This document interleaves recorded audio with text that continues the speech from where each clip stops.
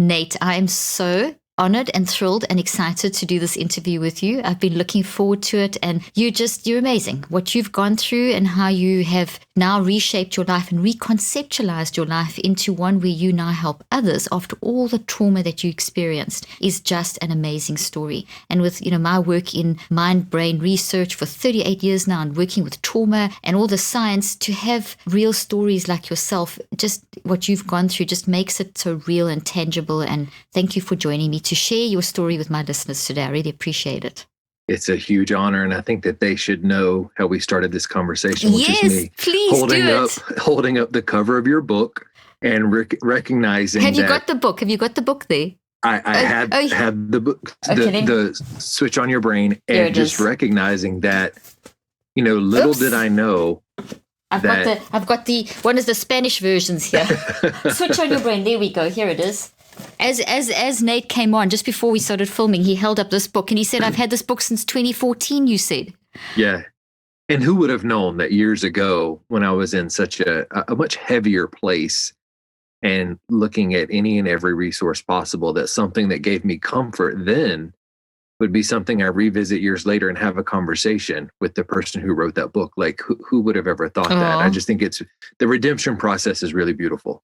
I think that's incredible. And it just, it makes me so happy to know that that book from so many years ago helped you. And as you say, like almost 7 years later, here we are talking, and it helped you. Nate, you're going to unpack a lot of stuff for us today, and you're going to help so many people. Let's start at this end, the redemption end, as you say. What about understanding about the mind and the brain helped you in terms of trauma? So start from, I know that's sort of the end process, but how did that start helping you to reformulate and reconceptualize what you'd gone through? And then we can unpack details. Sure. I think that several years ago, I started doing a lot of my own work because I wasn't getting the appropriate help where I felt like a healthy, functioning human. And I think if we grow up in trauma, around trauma, I was diagnosed with CPTSD about 10 years ago, and that was my norm. So it wasn't abnormal for me to feel dissociated a lot. It wasn't abnormal for me to feel lost, feel a lot of angst, have a roller coaster with depression. That was my norm. That was what I'd known my whole life. And I think I got to a place where I started to feel like there has to be more beyond what I'm understanding that can actually have an impact. And that's when I dove deep into trauma therapy, and I started experiencing with modalities. And I had only done talk therapy up to that point.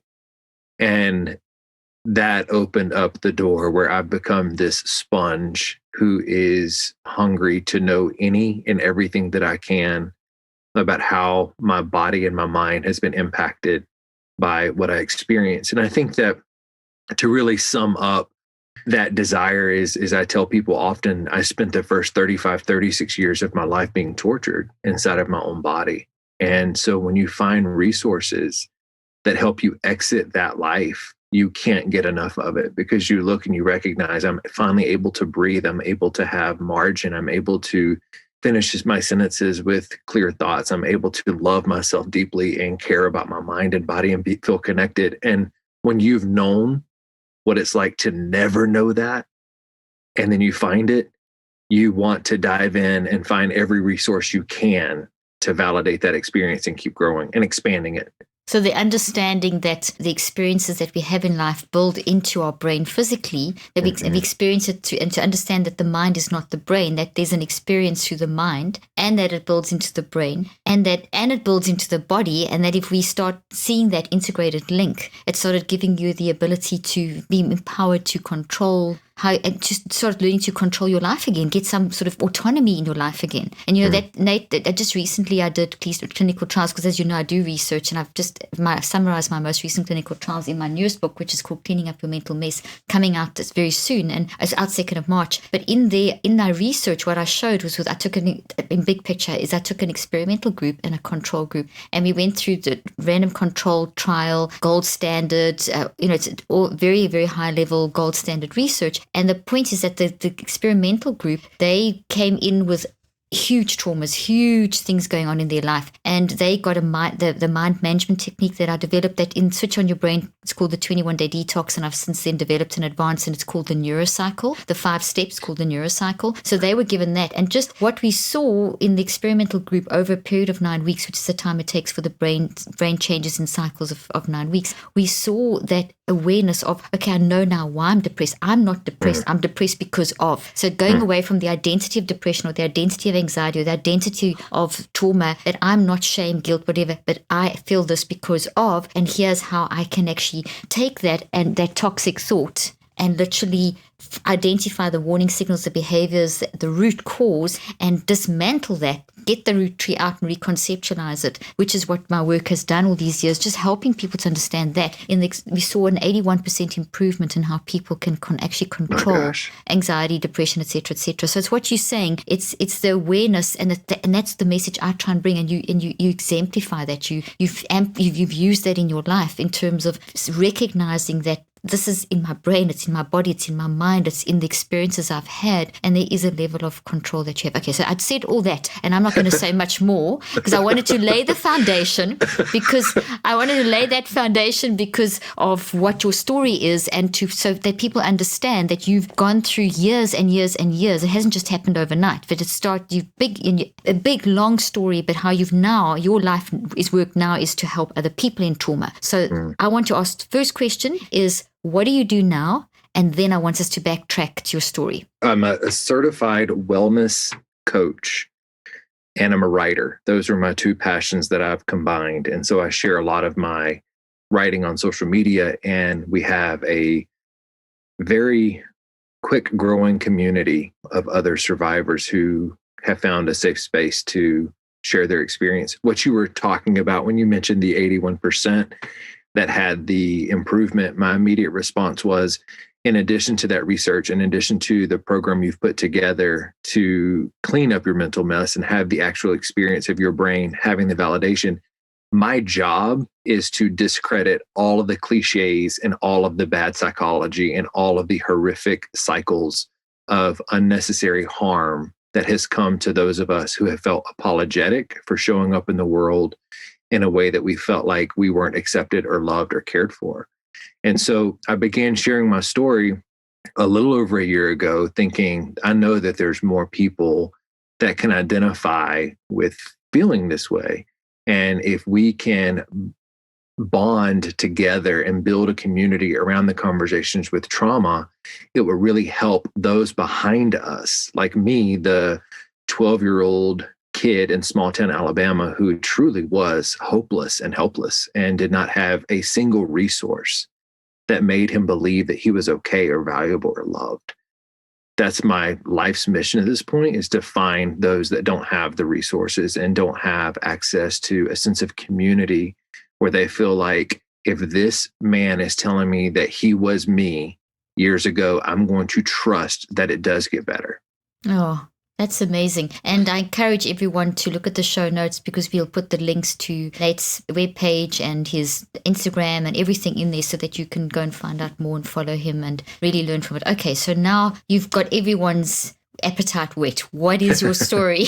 Everyone wants to know what happened and why you've come here. We've started at the end where you've shown that you've taken your research, you've gained knowledge, and that gaining of that knowledge empowered you to be able to move forward and heal. And you're still healing. It's a lifelong journey, but now you are helping others heal and provide the knowledge that you didn't have access to. So you're at an amazing point in your life where you're touching other people's lives. But what happened prior? I'll go backwards. However you want. It's a huge question. I'm going to let you unpack it however you'd like to. 4.5 years ago, I had probably the most authentic reckoning I'd ever had with myself, where I faced reality. I was 38, just shy of 39 years old. And at that point had been heavily involved in every type of therapy you can imagine for 20 years. And the therapy was heavily focused on sex addiction, sexual dysfunction. It was deeply rooted in religion.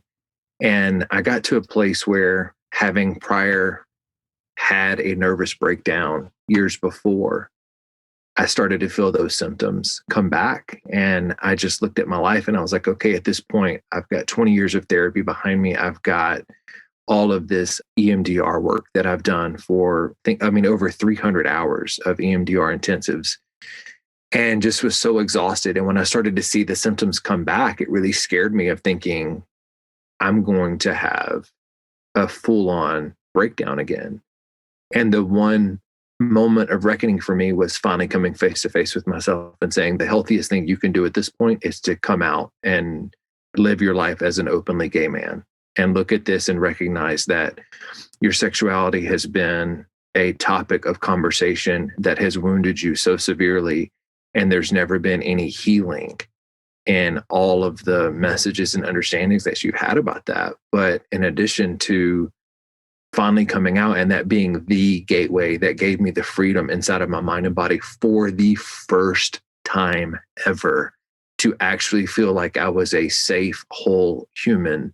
And I was highly functioning with a lot of the mental issues that I had. I was extremely successful in my career. I had a 13-year run as a part owner of different real estate brokerages and was always in the top 1% in the country in what I was doing, because my career gave me a place to hide. It was the one area that I felt like I was important, or that I mattered, because I didn't have that experience internally anywhere.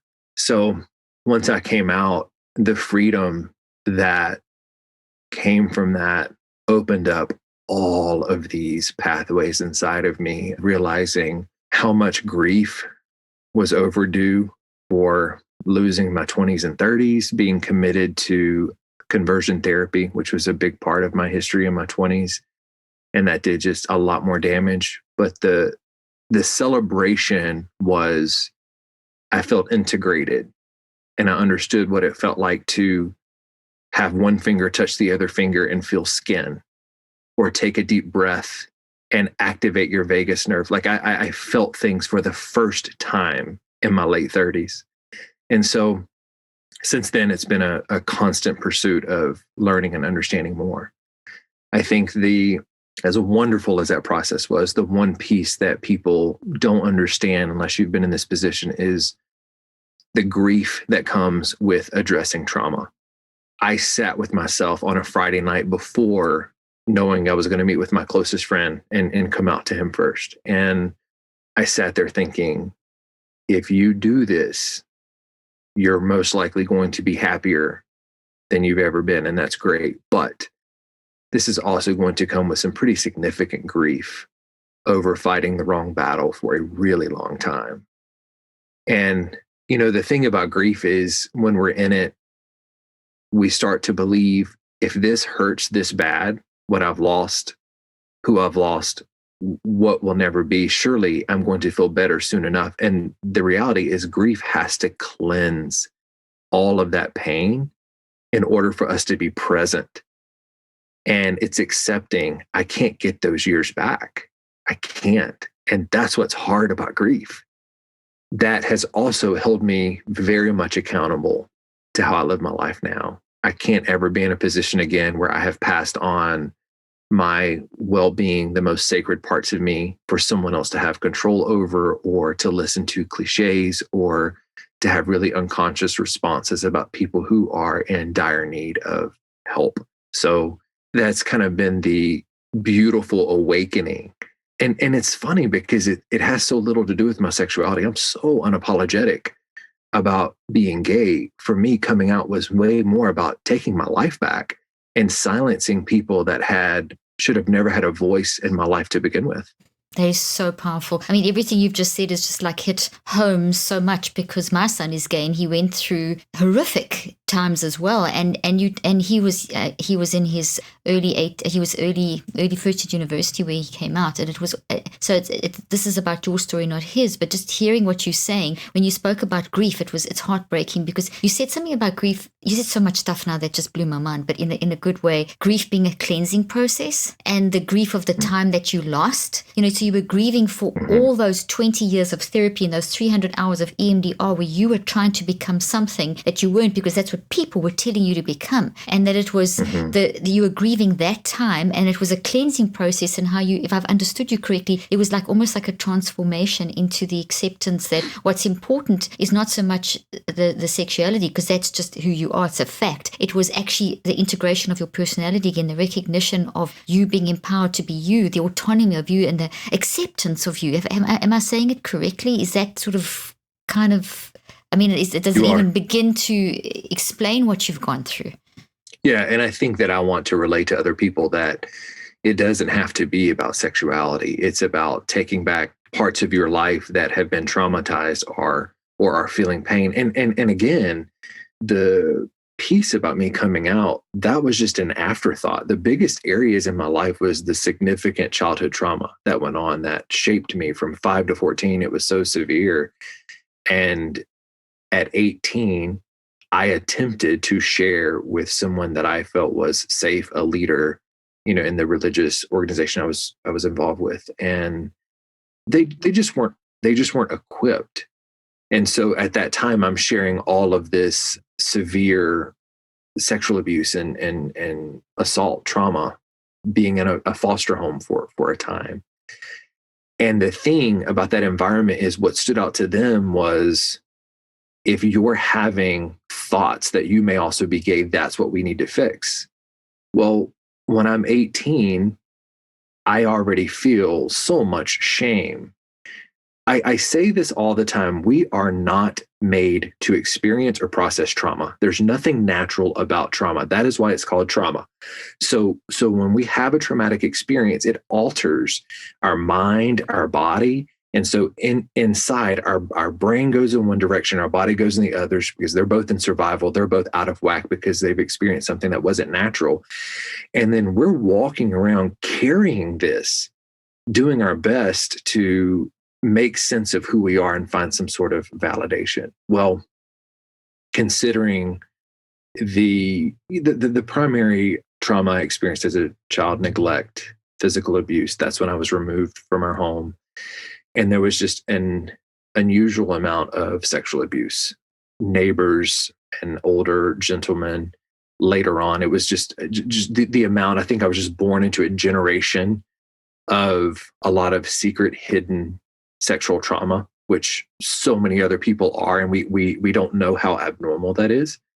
So at 18, you've got this young boy who is willing to do whatever anyone says to dissolve the shame from all of this trauma. Sorry, I don't want to interrupt you, but I want to pick up on something that you said about shame too, that how you were the victim, you were innocent, but you felt shame. And the other thing you said was the sexuality was not the major thing here. It was the early childhood trauma, which is pervasive. And that early childhood sexual trauma, this is also the area, as you know, research that I've been involved in. That experience and those experiences have rewired the brain, because in that moment, you basically rewire the brain to cope. And that may not look like a healthy treat, may look like a toxic thought that you build as opposed to a healthy one, but that's what your brain did for survival. And you're quite right, it's totally scientific when you say that your brain and your body and your mind, because there's three parts, our mind is not the same as the brain. The mind and the brain are separate, but they work together, and the brain controls the body. So the brain and the body are the physical. So when you build a memory, you have an experience, that experience becomes a bunch of memories in a tree and forms a thought of the sexual trauma. And then if it happens repeatedly, it gets bigger and bigger, and that stores in your mind as this forest of quantum energy. It stores in your brain as a protein tree, and it stores in the DNA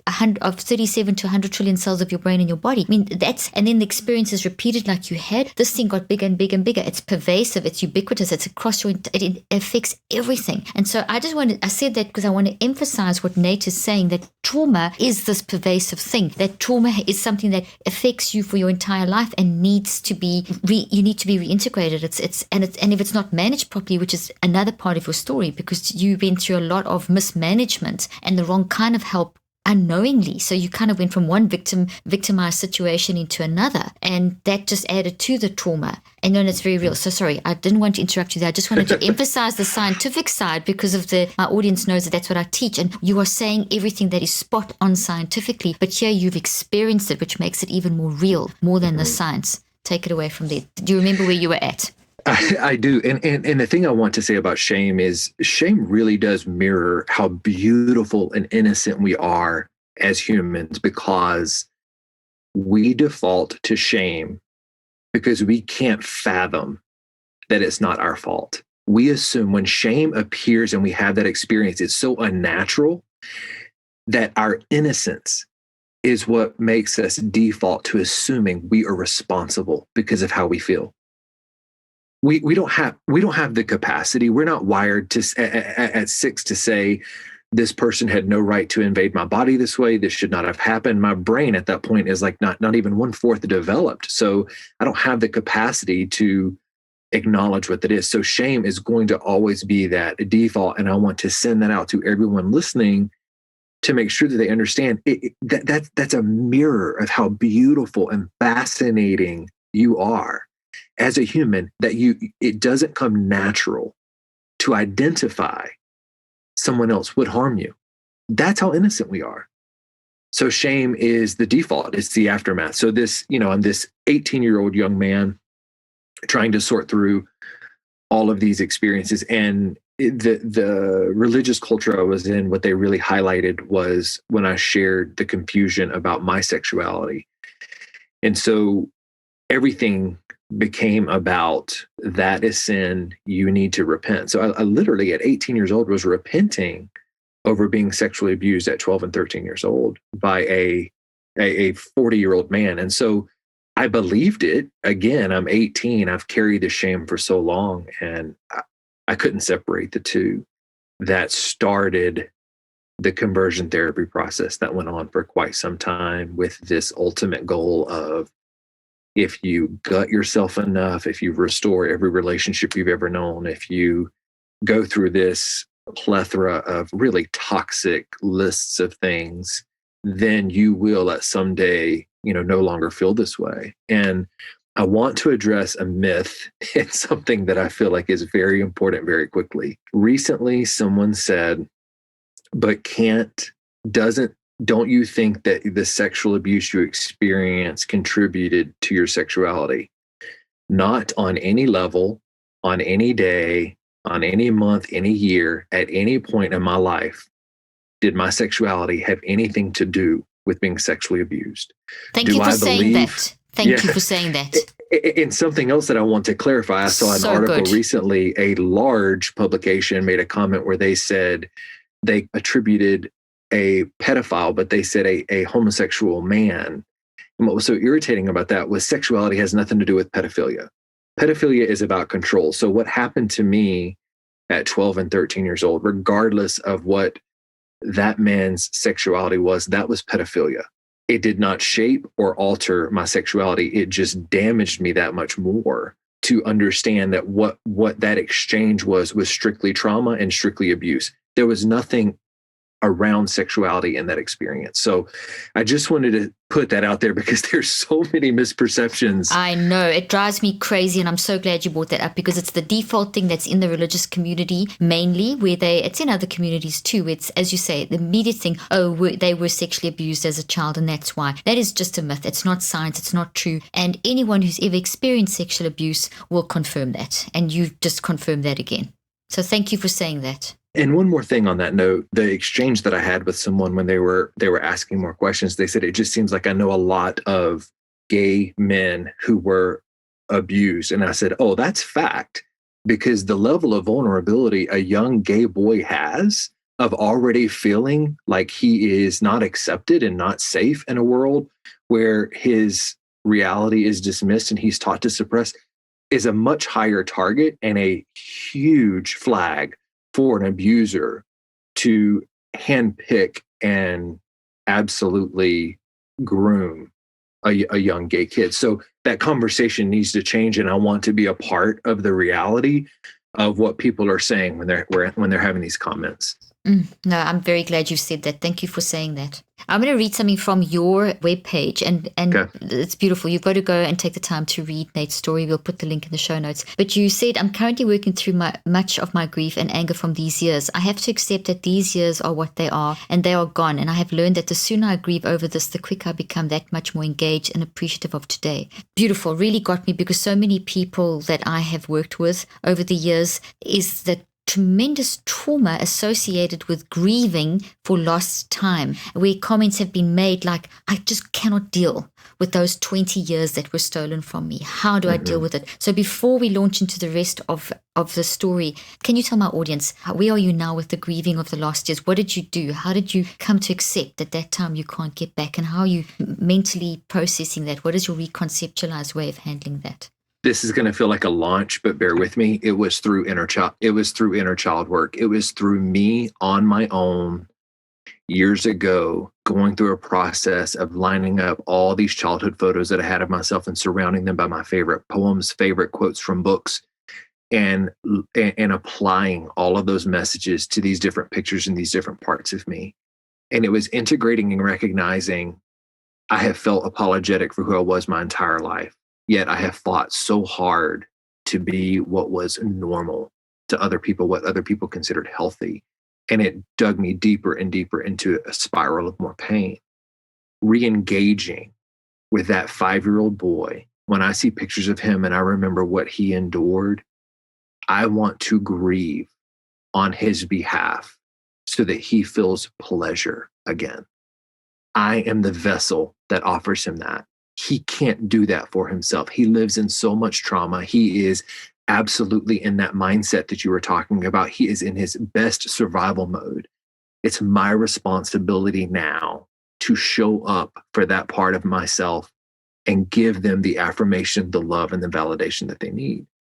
That includes grieving over what was, and really getting to a place where you recognize grief helps you become so present, where your day is just different. It doesn't ache the same way anymore. So inner child work was a huge part of that, and falling in love with that little boy. I mean, like truly looking at him and recognizing you see this little face, you see this face of a 5 or 6-year-old. And then I know at 43 what he went through. And it makes me become very alert and very aware of my responsibility to honor that part of me. So I think that's been the primary piece that has helped me. And I don't want to say words like let go, because there's been no letting go. It's been a cleansing. It's letting the grief come through and have that 22-year-old who I was so mad at years ago for staying in conversion therapy because he didn't know any different. But having that grief cleanse him, to be mindful of what it was like for him, what he was carrying at that time, what he believed to be true, and just learning to respect and honor every single one of those versions of me. That's unbelievable. That's so profoundly powerful, what you've just said. And it's a lot. And you do talk about that. You have a whole page where you talk about dealing with the inner child. And this is really very, very important. Do you know about the kintsugi principle in the Japanese kintsugi? Wait, is that when they repair the bowls with gold? Yes. And that's exactly what it's in the work that I do, as you know, because you follow me and you've read my stuff. But I talk about embracing, processing, and reconceptualizing. Now, when you did that inner child work, that's what you did. You went back and you embraced and you processed, you honored it. And the processing is embraced, because when you embrace, it's taking it into your fold. You didn't reject, you embraced. So you went from the suppression in the religious kind of intervention to you embracing and then processing through that pain and that grief and accepting it, and then finding the root of it, and then you reconceptualize that. So your life was shattered at each of those moments that you had to go back, the 5-year-old, the 6-year-old, the 8, whatever. As you said, you took those pictures, but each time you did a kintsugi kind of principle, because when you embrace, process, and reconceptualize, you basically confront, deconstruct, and reconstruct. So that if a vase shatters to the ground, the Japanese don't just sweep the pieces away. They meticulously put each collect each piece and rebuild it with gold lacquer and platinum. So this beautiful new vase exists with all the story. And that's what's so important. That's what you've just said. You took the 5-year-old and you embraced and you honored, and then you rebuilt that and reconceptualized that. The 22-year-old that you were mad at for wasting time going into, you forgave, and you went and honored that feeling, because that's all that the 22-year-old knew at that stage. And so there's the gold lacquer. So now you can talk about that. There's that vein there is the 22-year-old, the 5-year-old. So you've reconceptualized your story. How amazing. I mean, I just want to honor and respect you for doing that, and for how many people are being helped by just what they're hearing. As you say, it's not about any one thing. It's about you as a human reintegrating your life, literally, and accepting who you are and loving who you are. That's at the end of the day what's happened. But at the 22, now we're talking 22, when you started with the conversion therapy, and you said something just before we started. You made a statement, and I'd love you to try and recall that statement. Just before we started recording, you spoke about how the sort of religious experience actually led to a lot of bad therapy and bad sort of mindsets and damage in your, and even though the intentions were obviously good, because that's what they were coming from, their position of what they believe was true, what it did to you and so on. Can you remember what you said? Yeah, I said that the religious leaders were so focused on my sexuality that they overshadowed the trauma. And so I did what they told me to do. And I was so hyper focused on therapy, where I was just doing these really sick rituals that they had me doing, where I was eventually supposedly going to have my sexuality altered. And meanwhile, all of that trauma that I've mentioned prior just lay dormant. It wasn't addressed. And if trauma is not reprocessed, it grows and it really becomes so stagnant and just poison in the way it reshapes the way that we see and experience everything. And so I spent all of my 20s in pretty intensive conversion therapy, going to the seminars and involved in the different ministries. And I think that that's probably my biggest ache, is I was involved in some level pretty intensively for 13 years and had a nervous breakdown when I was 31 years old. And that was a big turning point where I started to recognize, I think that this is actually hurting me. And I got mad too, where I started to question, when my body stopped working and my mind, my brain, like everything went in its different directions. At that time, the therapist that I had was just wildly ill-equipped and undereducated. And the response was, read more Bible verses, pray more. And I later was diagnosed with CPTSD. I was in really bad shape. I mean, truly the brink of suicide on a daily basis. And I was in that state for a year with no proper support. So I'd been seeing that therapist for several years. I was sent to an outpatient program where I was, for the first time in my life, surrounded with these therapists who came into the room and were giving me my diagnosis. And I looked at their cards. My therapist gave me her card, and it had so many credentials after her name, where I was like, I've mostly just seen pastors. I've mostly just seen people who have tender hearts. Like I just really ill-equipped. I've done so much talk therapy that I've just re-triggered myself most of this journey so far. So that was a huge turning point, where in that outpatient center, I was able to experience relief to a certain degree. And that therapist was really interesting, because she pulled me aside at one point and she said, I know that you wrote on your intake paperwork that you don't want to discuss your sexuality. And she said, at some point, there's got to be deeper work here. And she's just left it at that. I looked at her and in my normal response of what I've been taught, and thought, this secular lady is very dangerous and she's not seeing the bigger picture. I just, it was so deeply ingrained in me that piece still needed to be transformed into something different. But it did give me the introduction into real trauma work, where you're working with someone who helps you identify the actual experience of what happened, how old you were when it happened. Yes. And how to reprocess that from a current state, where it's not as active and it starts to shrink the intensity of the energy around your memories. That began I started EMDR right after that. And I would go do intensives. I did like 8 hours a day, 3 days in a row. That's insane. Wow. That's heavy. Yeah, I don't recommend that. Like I look back on that and I don't think that was healthy.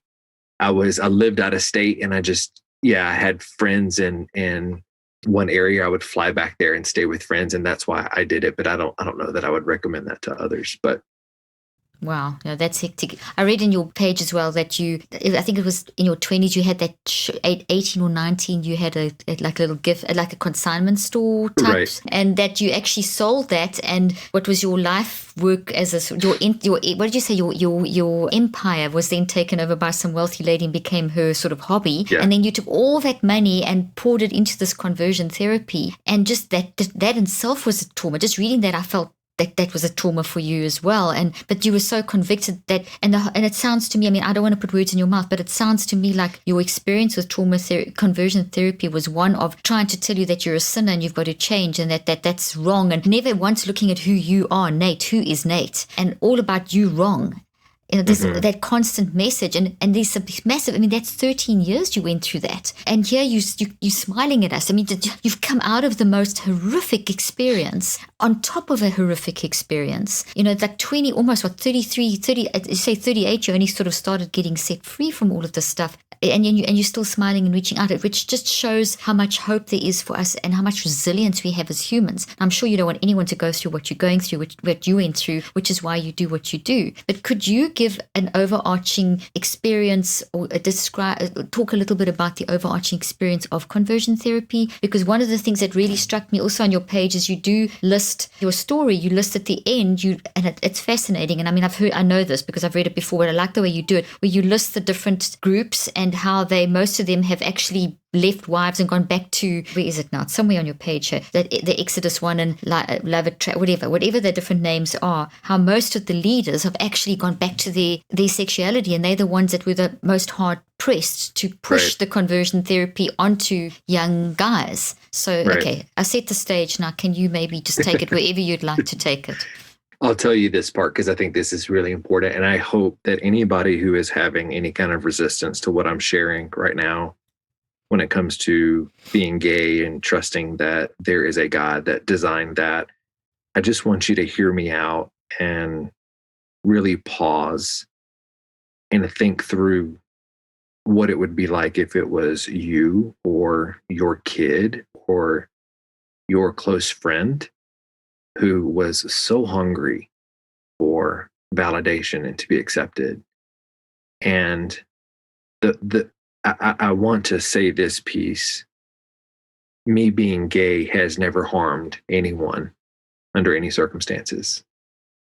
Conversion therapy has led thousands to commit suicide. It has ripped families apart. It has caused so much mental anguish. The piece that you're talking about, when I write a piece, it's typically either early in the morning or late at night. And it takes me, a couple of hours to put a piece together. And then I step away for a day and then I go back and read it and do some editing and we'll get feedback. That piece took me 2.5 months to write because it was so triggering to just remember what it was like to be. My experience was I had to see a psychologist who did a psychiatric evaluation around me after filling out a Myers-Briggs test. And when I was anxious to see him, I was hopeful that he could help me, not feel like this horrific human.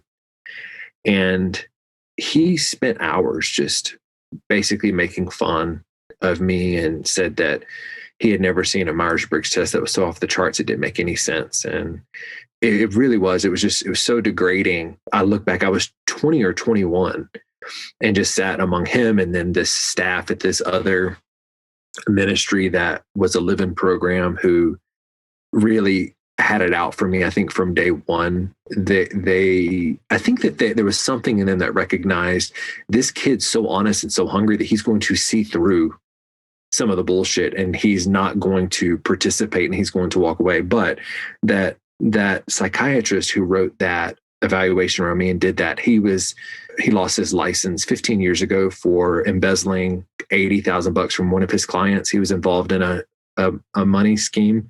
The amount of deception, the core roots of the people who stand with conversion therapy, there are several people involved in ministries who have been caught with same-sex sex workers going on trips. I mean, there are people who stand before Congress. So the amount of corruption in the basis of conversion therapy, I think also like the guy who led Love in Action was just horrific. And I heard him on a podcast recently and they asked him if he was sorry for the damage that he did. I listened to that podcast.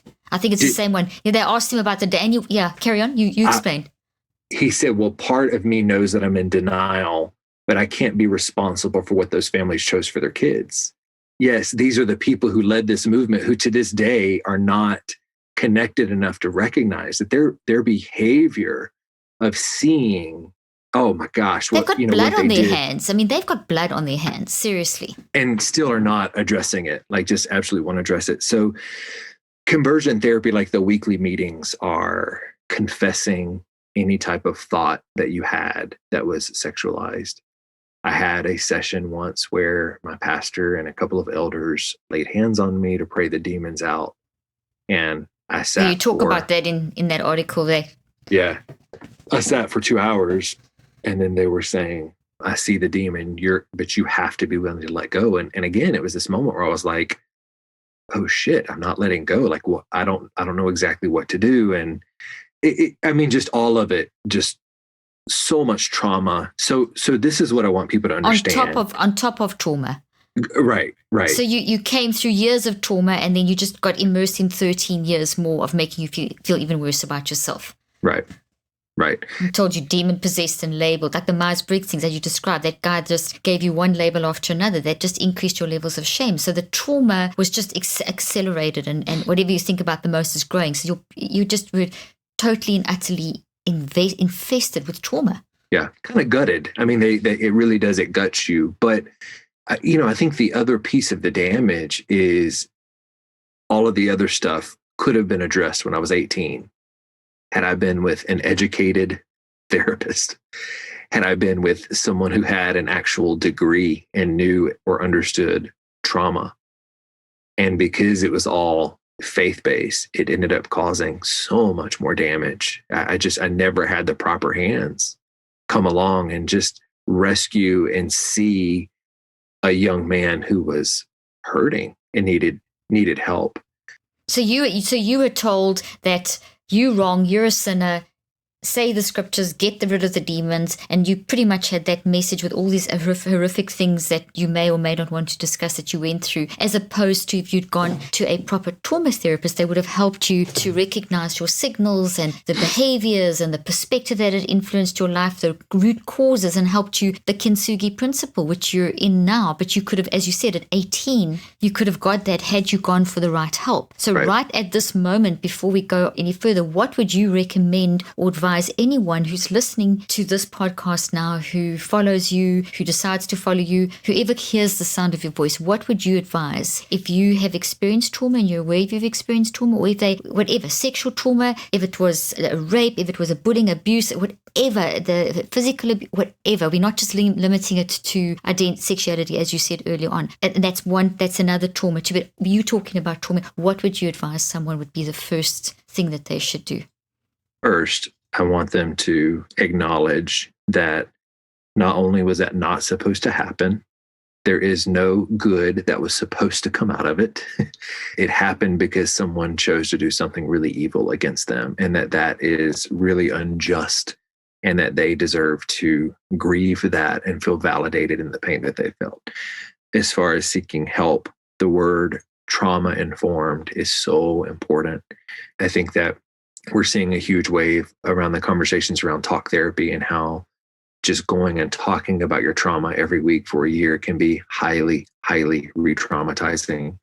If there's not a modality that's put in place where someone actually does breath work, EMDR, IFS therapy, like just something where somatic experiencing, there's just so many modalities where the trauma is reprocessed, it's moved into and reworked, where you're not living with this torment that's just activated all the time. So when we're talking about that, Nate, we're talking about what you've just said, just for those listeners and viewers. Nate is talking about trauma work that you actually are trained to be able to recognize the signals, the emotional and physical, because the physical in your body, the flight and fright response you go into, the freeze response we go into, the pain in your body, even the symptoms like GI symptoms and cardiovascular symptoms and things, because your mind works through your brain and your brain's responding. So it's recognizing the symptoms, looking at being able to go from the warning signals and symptoms to the behaviors, to the perspective, to the roots, and being able to reprocess that in that kintsugi principle. You can't just suppress. It's not going to go away, as you said earlier on. I saw from my research, and I've put that in this book, Cleaning Up Your Mental Mess, that you can see the damage in the brain from suppression. It changes how the brain functions. The different two parts of the brain become very asymmetrical, and there's different wave. Here's a brain. There's different. So these two parts, especially the frontal lobe, the energy levels drop, the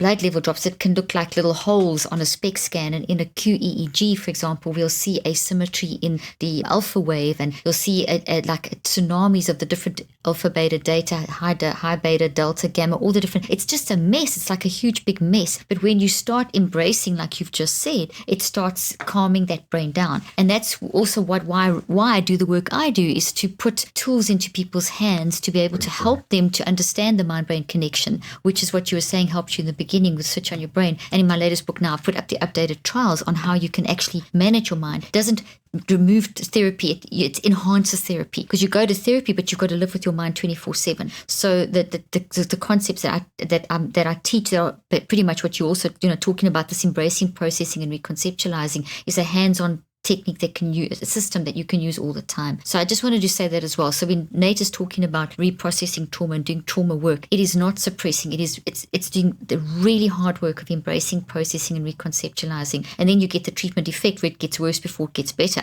When you start, and that's where you need the breath work, where you need the EFT, where you need the havening, where you need the EMDR done properly with proper de-escalation, because you can have EMDR, which if it's not done properly can make people worse. So it's just to have everything so we're saying the same thing, but I just wanted to give the visual so people are reoriented back into the brain science as well, which is so important. When we're talking about the mind, brain, body connection, this is the most factual part about us as humans. We have those three things. We all do.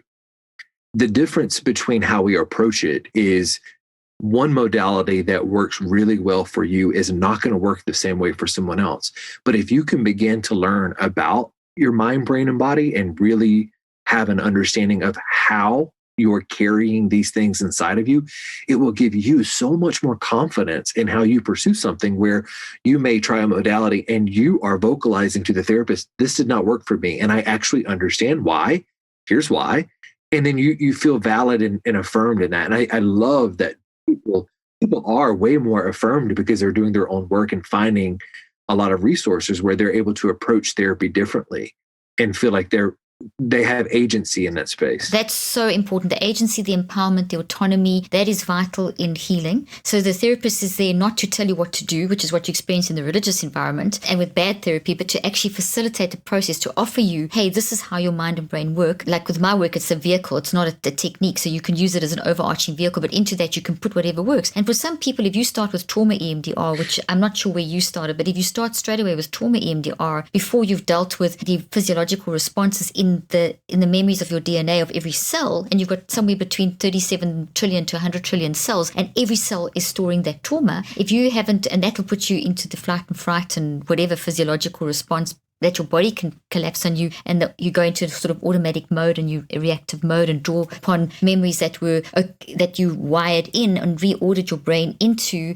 in the state of the experience, but now don't work anymore. But you go back to those. If you do trauma EMDR with maybe at the wrong time before you've dealt with those, it can make things worse. And so it's a good idea to start with more like addiction EMDR. From my understanding, is to get addiction EMDR, which actually helps to treat the automatic responses that we go back into, which have been built over years of coping. Get those under control so you learn to control your body, and then do trauma EMDR. And I think this is what you're trying to say, is for some people EMDR is just too heavy and they'd rather do maybe the hypnotherapy or a mixture of talk. And you also mentioned that just talking for a year can make you even worse because you can just talk in circles. It has to be progressive. It has to keep moving forward. Right. That's what in my book, I'd have a whole program in this new book on how to deal with acute trauma, traumatic events, etc.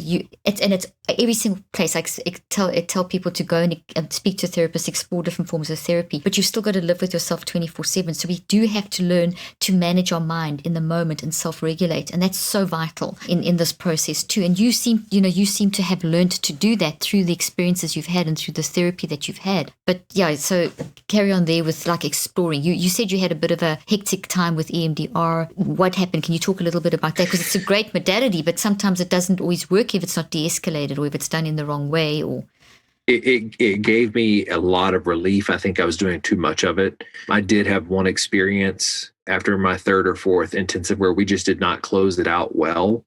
And we had gone just really deep into this memory. I got back on a plane the next day, flew home, and was pretty severely traumatized. And I don't want to scare people away from EMDR because I'm it's a excellent. huge fan. Yeah, it's but excellent. What I want to affirm that you're hearing is that if you can learn about your brain and your body and how it works before diving in and trying to reprocess trauma, you will feel so much more valid in that whole approach instead of going with this huge open wound and saying, clean me up as soon as possible. You have a deep understanding about, oh my gosh, I understand what this is. I understand why my body and my brain are doing what they're doing. But I think to also normalize your response to trauma, regardless of what it is, if it's addiction, if it's anxiety, if it's depression, that is normal.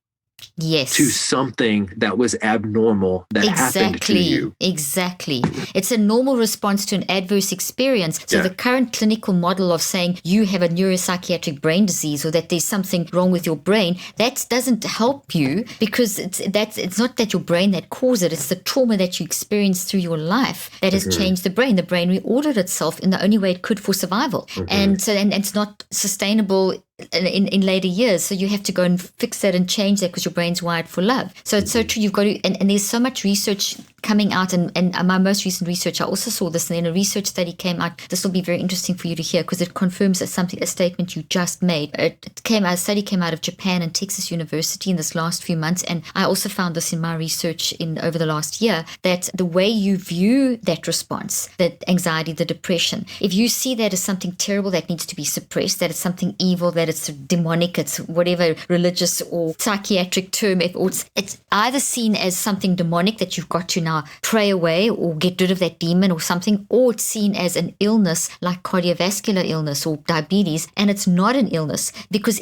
depression is not an it and anxiety is not an it. It's simply a symptom, a descriptive symptom or a warning signal of an underlying cause of. So you go through the experience, the trauma, you wire all this into your brain, your body, and your mind, and to try and cope, and then that generates these signals because those are what you've wired in is toxic. So your brain and body can't handle it. So therefore, we've got to shift our perspective. And in the West, we tend to see those depression, anxiety as a clinical diagnosis, as an illness, as a it versus, and that doesn't help us. It puts our body into toxic stress. But if we view it as, oh gosh, let me embrace that. It's helpful. There's a message in it. It's telling me something. It's okay to feel the depression. Embrace that. And as soon as you shift that perspective of seeing it as being helpful, not harmful, then you can unpack it and you can rework it and you can do the grieving and the inner child work and the whichever modality you use, or probably a whole mixture, which is at the end of the day, find your combination that works for you as a person, but it's to embrace that and not to have the stigma of, oh, there's something wrong with your brain. Gosh, no, you just experienced adverse circumstances for the large portion of your life, and it was mishandled. And it's sad, and we've got to shift that perspective, and that's why I do the work I do, and obviously why you're doing what you're doing, because people are being harmed by the wrong narrative. And our culture really does apply so many bizarre cliches to things. I talk a lot about forgiveness on my platform, and I talk about it. Forgiveness is beautiful and wonderful. However, it is not a trauma modality. It's just not. It's not EMDR. It's not. And I think that's where I have a lot of frustration is when people slap. I use the term that, saying that forgiveness heals the trauma is like putting a Band-Aid on a bullet wound. Oh, yeah. Yeah. No, it doesn't. It helps you have a different perspective on your own autonomy, but that does not heal the trauma. That trauma is inside of your mind and body. Has to come out. Absolutely. Absolutely. So I think if people felt more valid with a better understanding of, yes, this depression is awful and scary, and this anxiety is awful and scary, but is it normal based on an experience that I've had? Yes. Yes. And is it helpful? Yeah. Then let's get you to a place where we can work through that experience, where it's no longer registered, where you're constantly be alerted and alarmed by prior experience. Beautifully said. Nate, you said that so beautifully. So instead of seeing it as a threat, you see it as, okay, accept it and see it as helpful and look at why you feel that way, as opposed to, oh, it's bad to feel that way. Let's slap the Band-Aid on, whether it's the scripture, the forgiveness, it's just a straight CBT technique, which also just like slapping a Band-Aid on if you don't, or a positive affirmation or 10 gratitude statements. Those will work only if you've actually done the work of embracing, processing, and reconceptualizing. So yeah, I agree with you. The wellness industry and the self-help industry is so full of cliches that sometimes can do more harm than good.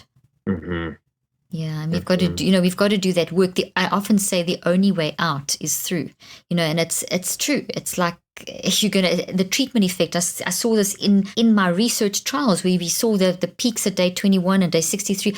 The treatment effect is you will get worse before you get better. So like some of our patients in our experimental group, they said, okay, I still feel depressed, but I am not depressed. I feel depressed because of. That's so radically different to, so they've done what you said, said that depression is there, but it's a normal response to an adverse circumstance, and it's reordered my brain and it's in my body. I need to find what and how and reorder it and rebuild it. And that's what we need to be doing. And to affirm, you're going to feel crazy in that process.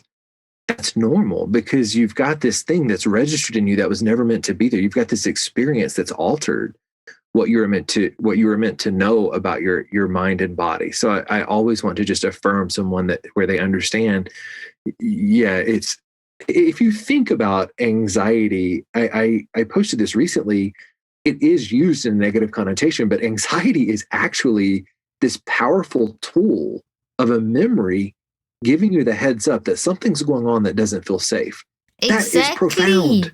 Exactly. That is profound. Exactly. That's how our bodies work. That's what this whole book, Cleaning Up Your Mental Mess, is about. I teach you from the get-go that when you've got that toxic, this thing, like you said, this is not what you weren't supposed to experience, that childhood trauma, that abuse, those years and years. That was not what you were wired for. So therefore you reacted in the ways that you did because that was your brain ordering. So we've got to look at that in that way. When we shift our mindset, this thing creates a toxic swirl of energy in the mind, and the brain recognizes this like it's a virus. So it tries to push it out. And that's why when we get depression, or we get signals in our body like GI symptoms or heart palpitations, that is our body and our brain and our mind telling us, hey, pay attention. There's something there that shouldn't be there, and you've got to now do the Kintsugi principle. You've got to embrace, process, and reconceptualize. And that takes the different modalities of therapy. It takes 24/7. Our mind is always working. So we've got to also have a way of working with our mind. And that's why I'm so hot, Nate, on teaching about and making it as simple as I can. 38 years of scientific research that I've put into the neurocycle, which is the 5 steps from this book, but I've updated it now in this called the neurocycle. But it's pretty much how you can manage your mind 24/7, and then it's like a vehicle. So it's how you use your mind to draw on the inner wisdom to be able to deal with the stuff. And on top of dealing with the trauma, there's also the day-to-day stuff. I mean, how do you handle, Nate, for example, you're sitting there working and you get a toxic comment or someone attacks you from your previous church life, and someone tries to come and download on you or say something toxic to you. How do you handle a moment like that? That's a toxic moment. So let me ask you, how do you deal with something like that? Because that's life. That doesn't faze me that much anymore, honestly. Every day, and this, when you have a following that's growing online, I look at it, and everything that I'm sharing is from my perspective and my experience. And I'll have people write some just really nasty stuff at times, and I just look at it and I think that's where they're at. And there's something about my story that hits something in them that they don't know how to connect with. And this is the only way they know how to make that feeling go away. It's not my responsibility. But I would say regardless, breath work has been a lifeline for me, where learning to just really activate a smooth rhythm inside of my body. And I have ceremonies for myself all the time. I showed you, where I live. I've got this beautiful view of the Rocky Mountains, and I'll turn all the lights on and just light candles and lay down on my back and do breath work quite often. And let me clarify this by saying, if you've experienced a lot of physical trauma, breath work is so hard to begin with. It's so hard. But if you trust over time that you do have the tools and you do have the resources to help the younger parts of you that have been harmed, you will find an unbelievable connection there, where over time it becomes a default to just take a breath and step away and go inward, constantly honoring like what is triggered, what got hit here. So I'm thankful that I'm able to see and recognize. And I'm sure you've had this experience too. Someone will say something really bizarre and nasty, and you're reading it thinking, I don't even know how that is connected to what I'm saying, but it just doesn't hit the same way that it used to because of my connection to all of those prior triggers. And it's harmful for sure. It's absolutely, it hurts to be misunderstood or dismissed when you're trying to help people, but it has nothing to do with us. That's really good. That's wonderful. I love what you said about the breath work, about the fact that it doesn't hit as badly anymore. And the way that I manage it is through recognizing that, okay, I'll go through this 5-step process of embracing it, processing and reconceptualizing. And so I try to transform it. So it's, in other words, we don't have to let that information be absorbed into us anymore, which causes that terrible pain. We can see it differently and see that's where they're at. As you said so beautifully, that's where they're at. And yes, it's insane, or it's crazy, or it's nasty, or it's unnecessary, or it's like go to your own platform and spew that nonsense there, or whatever.